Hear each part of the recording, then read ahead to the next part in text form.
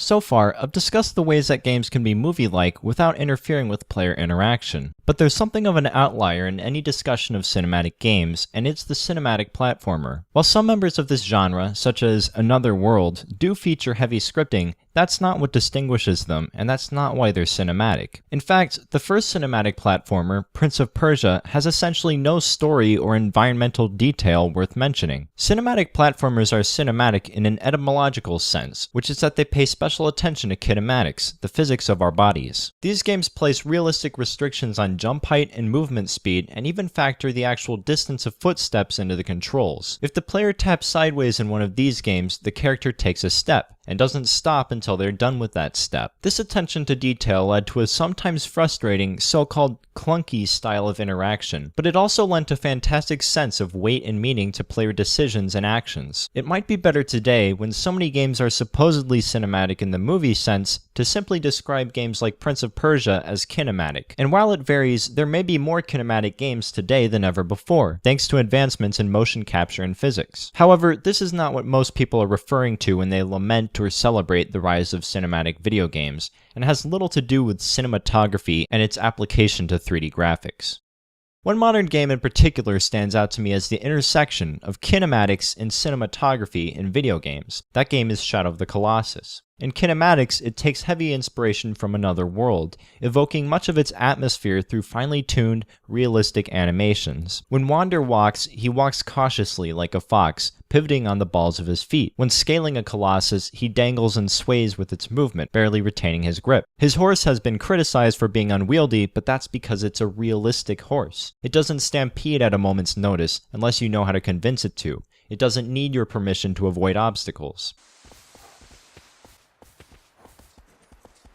Like the horse of Shadow of the Colossus, the game's camera has drawn some extremely short-sighted criticism. Not only do reviews fail to recognize its camera AI, but they criticize it as obscure and a struggle to engage. While there are instances of it getting caught on the limbs of Wander's foes, which is certainly a flaw, the game is truly cinematic, not only in its ominous biblical cutscenes, but during every moment of its free-roaming gameplay. It takes lessons from both Super Mario 64 and Ocarina of Time. Like Mario 64, this game supplements its default camera by placing the player in the role of director. But like Ocarina of Time, it gives the player shortcuts in the form of lock-on buttons. It takes the looser camera movement of Zelda's Z-Target and applies it to the entire game, leading to a seamless transition between player-determined focus and scenery. Totaled, it has 4 different buttons that alter the camera's focus in distinct ways, not to mention its analog stick control. The final product is that huge, menacing enemies and wide, barren vistas are given their full allowance of screen space, and are placed in a heightened perspective which they would not receive from a typical modern video game camera.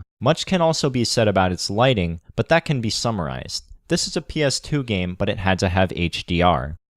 But there's a final cinematic element which is missing from Shadow of the Colossus, and that is editing. Editing brings us back to the conflict and confusion that exists between the realistic and the cinematic, because it represents the clearest distinction. As I mentioned in the previous video, the fake and the real feel the same when they are shown to us in a video. But when we wish to indicate that a video is fake, we say that it's edited. Cinematic editing is the manipulation of time, and video games are real time. While these days, a movie with long, uninterrupted takes might be described as avant-garde, it's a matter of course for video games to focus on a single continuous stream of events. Like the introduction of a 3D camera, the introduction of 4-dimensional manipulation has been handled largely as a game mechanic.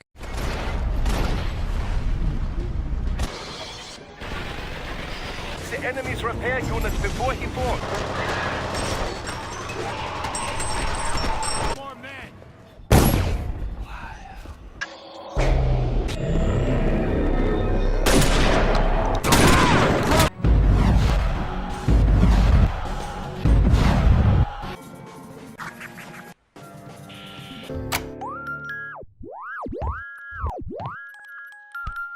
Even Braid, the game all about time manipulation, has no editing. It's real time because it treats time as a real thing. The place of cinematic editing in video games may never be very prominent. It typically seems like the ultimate conflict. Sure, a number of games have what might be described as cuts, but do not manipulate time. And there are some situations such as kill cams which replay, cut, and smash stored footage. However, kill cams are actually very small movies. One game, 30 Flights of Loving, shows us a glimpse of where cinematic editing might bring us. Through its heavy use of smash cuts and flashbacks, along with subtler fades and fast forwards, it tells a hyper-condensed story of love and regret. It isn't much more than a glimpse because its gameplay is rudimentary, making the implementation of this editing much easier. But playing it, you can see where it might have gone next. What if the police chase in Half-Life 2 had had a similar level of frantic editing? Protection team. In here! Permit full ration reward. Head for the roof!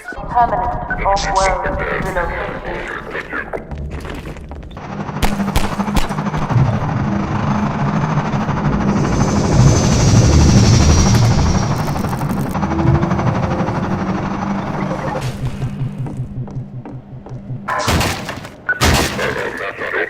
What if Shadow of the Colossus had brought us interactive flashbacks during our treks through the wilderness? Imagine playing a psychological thriller where the main character can't remember the crime he committed because the player keeps doing it differently each time. You know, just throwing ideas out there. A vast number of games could benefit from being more cinematic. Some developers seem to know this, many marketers know how to exploit this, and many gamers react to the marketers by condemning it. Cinematic gameplay is something we should all be able to agree upon as a good thing. Not a necessary thing, realism will always have a place, and many games are fine with no cinematography or editing to speak of. But this aesthetic is so poorly explored at this point in time, and worse yet, so misunderstood, that even when realism is not present, there's rarely anything to fill its void. Perhaps one day, an Assassin's Creed game will come out that delivers on the shots and camera angles that were promised in the series' first trailer. But until then, keep looking for cinematic games. You may have noticed a number of flaws and gaps in these videos. Video responses to my videos are automatically approved, but if you don't fancy yourself a video maker, please leave a comment, send me a message, or send me a link to a blog post as a response. As much of my argument here is in the realm of loose semantics, it's totally open to challenge and expansion. My main intent is to draw attention to an undervalued element of game design.